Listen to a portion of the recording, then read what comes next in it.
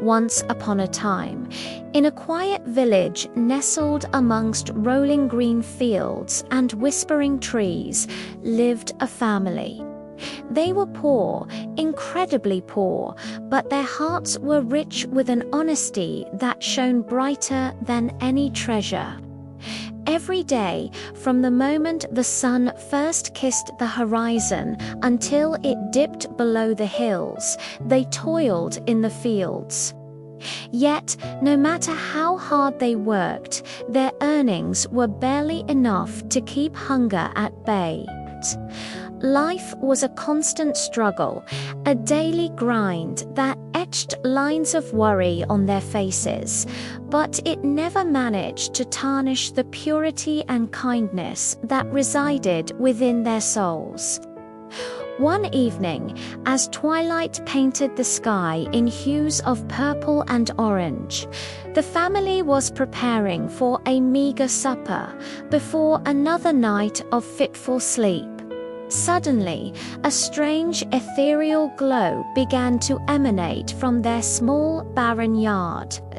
It pulsed with a warm, inviting light, casting dancing shadows against the walls of their humble home. The father, his curiosity piqued, cautiously opened the wooden door and stepped outside. His breath caught in his throat. There, lying on the dusty ground, was a piece of gold. It wasn't just any piece of gold. It was massive, larger than his two hands put together. And it radiated a light so brilliant it illuminated their entire cottage as if it were midday. His wife, drawn by the silence, came to the doorway and gasped, her hand flying to her mouth. Tears welled in her eyes.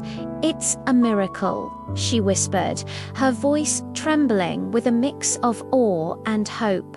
"This must be a blessing from the heavens. Our prayers have been answered. Our suffering is finally over." She imagined all the things they could buy: warm clothes, hearty food, a new roof to keep out the rain. For a moment, a future free from hardship seemed within their grasp. But the father, his gaze fixed on the shimmering metal, slowly shook his head.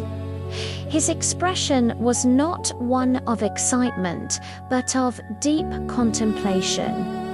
"No," he said softly, his voice firm yet gentle. "This isn't ours to keep."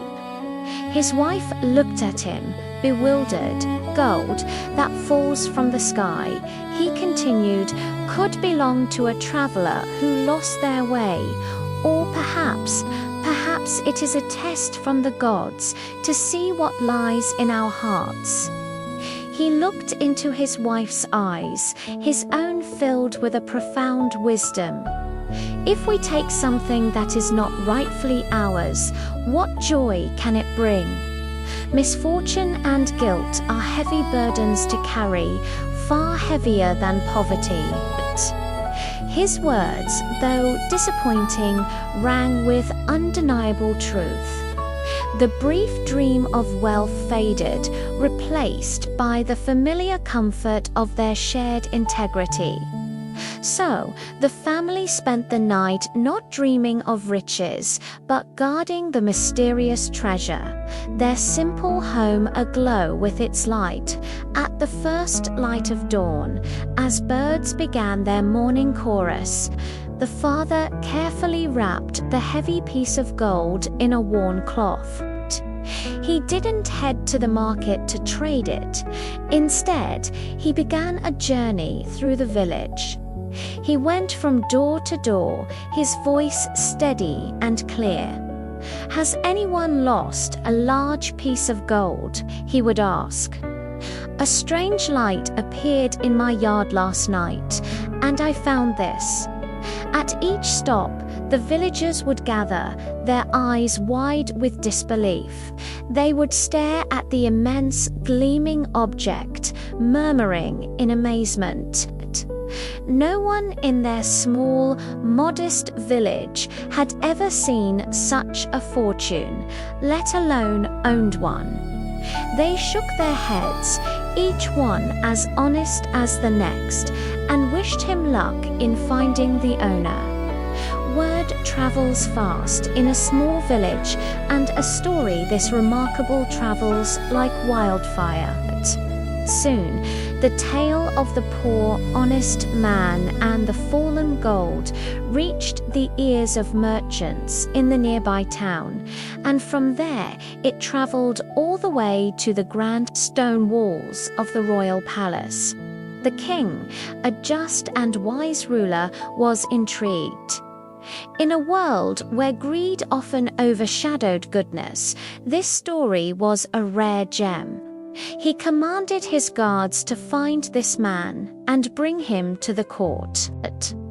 The father, dressed in his cleanest but still threadbare clothes, was escorted to the palace. He walked through marble halls and past silken tapestries, his heart pounding not with fear, but with a quiet resolve. He stood before the throne, a humble farmer in the presence of immense power. The king, seated high above, studied him with a piercing gaze. "I have heard your story." The king's voice boomed through the grand hall. "You are a poor man with a family that struggles. Tell me, why did you not keep the gold? No one would have ever known. You could have changed your life forever." The man bowed deeply, his respect genuine. "Your Majesty," he replied, his voice clear and unwavering, filled with a sincerity that resonated through the hall. "It is true that I am poor, but wealth that is gained without honesty is a false treasure. It cannot bring true happiness or a peaceful night's sleep. Even in the depths of poverty, I cannot and will not betray my own conscience. A clean heart is the only fortune I have ever truly owned." A hush fell over the entire court. The king leaned forward, a slow smile spreading across his face. He was deeply moved, not by the man's poverty, but by the richness of his character. "You are a man of great integrity," the king declared, his voice now warm with admiration. "Your character is worth more than all the gold in my treasury." He stood and descended the steps of his throne. "Since this magnificent piece of gold has no owner," the king announced, "by royal decree, it shall now belong to you. Your honesty has earned it." He then added, "And from this day forward, your family will receive a stipend from the royal treasury to ensure you never face such hardship again." The poor man, his eyes shining with tears of gratitude, bowed again, unable to find the words to express his overwhelming joy.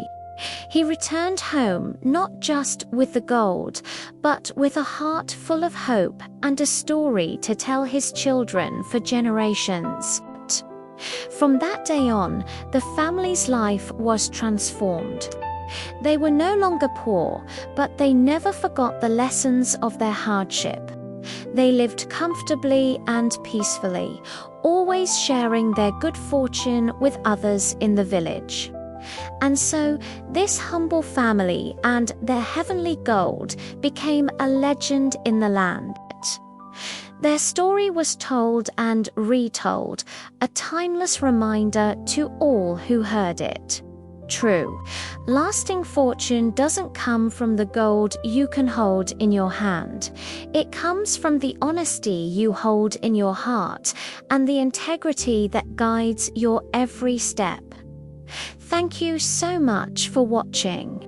If this story touched your heart, please give it a like and consider subscribing for more tales that inspire and uplift. We'll see you in the next video.